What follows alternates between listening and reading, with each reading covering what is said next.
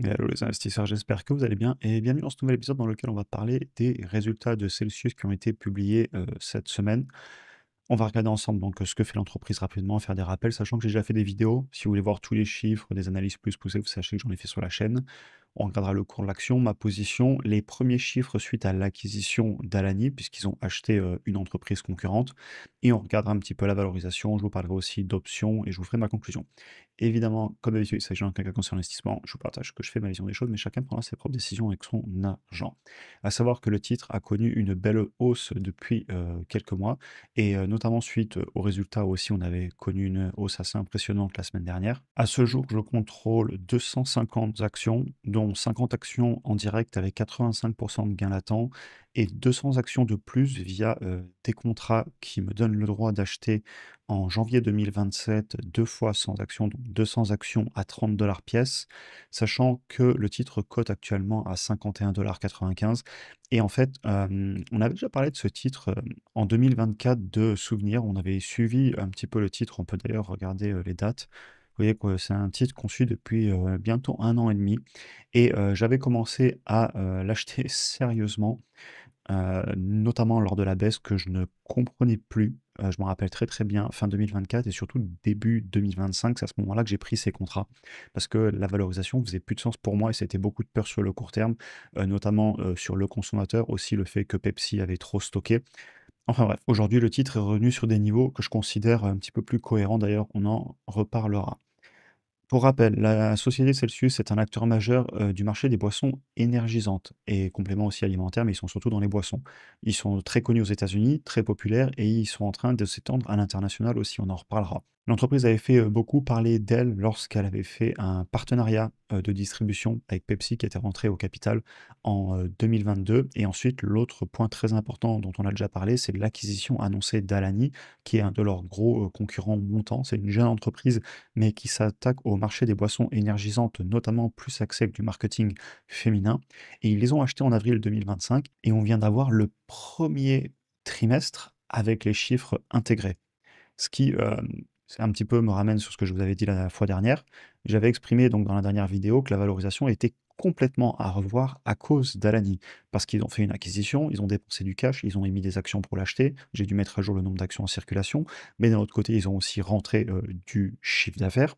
Et maintenant, on a les premières infos, on a le premier trimestre. Évidemment, il faudra plus qu'un trimestre pour avoir une vision globale de l'acquisition, mais on peut déjà faire un premier bilan. À noter que les principaux points que j'avais retenus de cette acquisition, c'était qu'ils avaient payé moins de 3 fois le chiffre d'affaires, ce que je trouvais être plutôt très raisonnable, notamment par rapport à une croissance annuelle composée qu'a connue Alani de plus de 50% par an. Ils étaient déjà en EBITDA positif, donc un proxy pour le cash flow, c'est assez positif.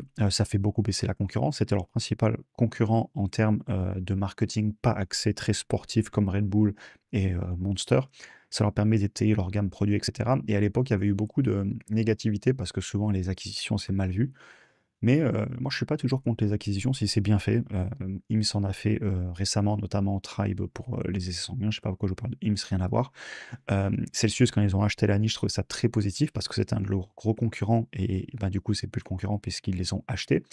Et moi, je suis pas toujours contre les acquisitions quand c'est bien fait. Du coup, est-ce que ça a été bien fait? On va aller voir un petit peu la présentation destinée aux investisseurs et ensuite je vous ferai ma conclusion.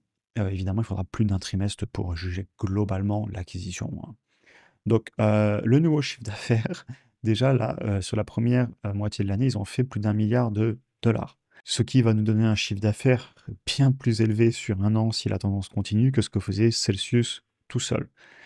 L'autre point où j'étais assez impressionné, c'est qu'on est toujours, en bénéfice. On est toujours en marge nette positive et en EBITDA, on a plus de 26 de marge et en marge nette, il faudrait la calculer, mais vous voyez 1 milliard de chiffre d'affaires contre 144 millions de bénéfices, on est à plus de 10 de marge nette et j'avais peur, je l'avais dit dans la vidéo précédente, qu'on repasse en marge nette négative et que ça fasse, ben, du coup de la négativité autour du titre. Ce n'est pas le cas pour l'instant, ce sera à surveiller et c'est plutôt une bonne nouvelle. Ça veut dire qu'ils sont peut-être en train de très bien intégrer Alani, au système Celsius, à leur chaîne d'approvisionnement, leur marketing, et cetera. Puisque évidemment, quand on achète une nouvelle entreprise, l'idée aussi, c'est qu'on va pouvoir consolider, les équipes, le marketing, la direction, etc.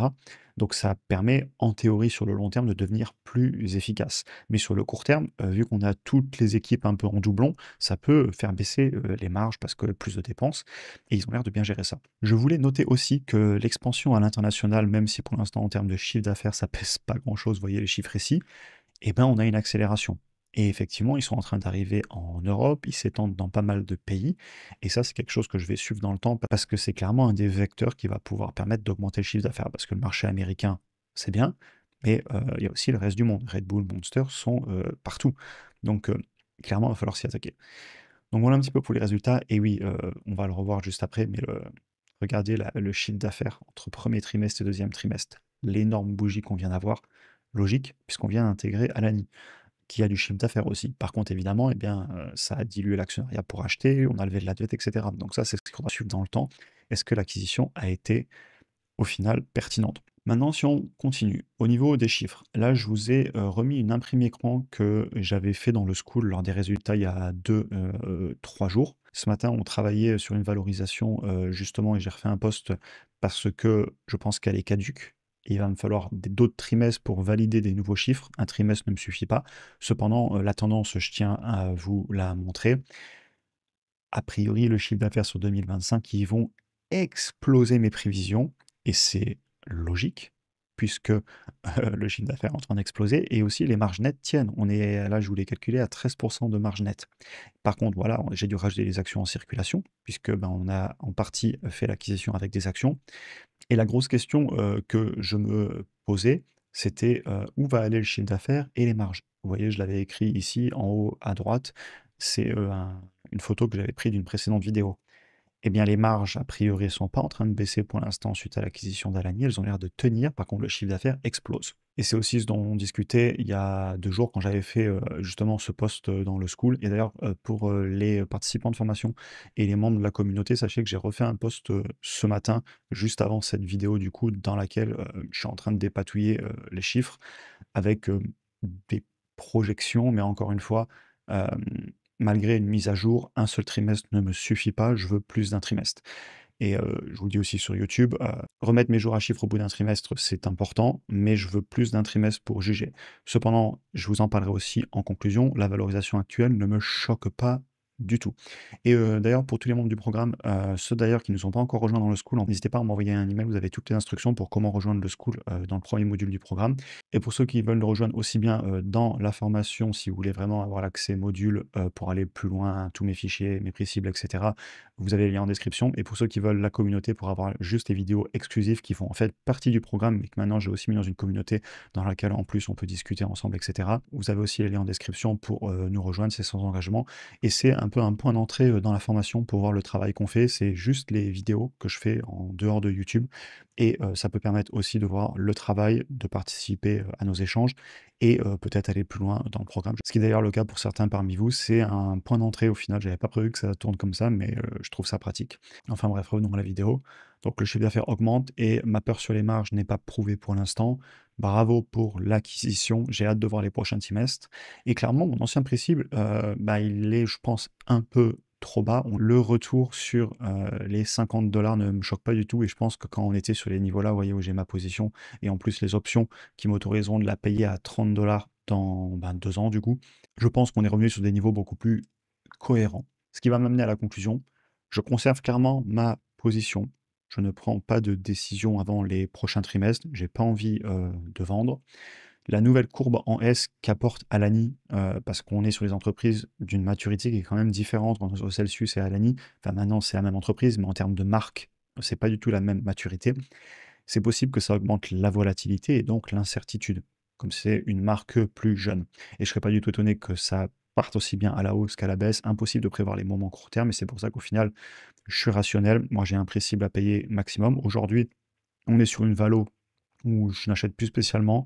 J'ai 250 titres. Je ferme pas du tout la porte à l'idée de vendre des options d'achat. Notamment, vous voyez que j'avais vendu un contrat le jour des résultats. Je l'avais posté aussi dans le school. J'avais pris 70 de prime et dès le lendemain, la volatilité, bah, s'est écroulée parce que les résultats étaient passés et donc j'ai racheté pour acter mes 40 là et je me ferme pas du tout la porte de continuer à vendre des options, à savoir que je vendrai avec des deltas très faibles. L'objectif ici, c'est pas d'optimiser mon retour sur investissement, mais c'est juste de les faire travailler. Surtout si on a des belles journées dans le vert, pourquoi pas aller vendre des contrats. Bref, l'adoption est très forte actuellement aux États-Unis, je tiens à le dire. Par contre, je tiens aussi à le dire, entreprise volatile car le secteur est concurrentiel, ça bouge énormément.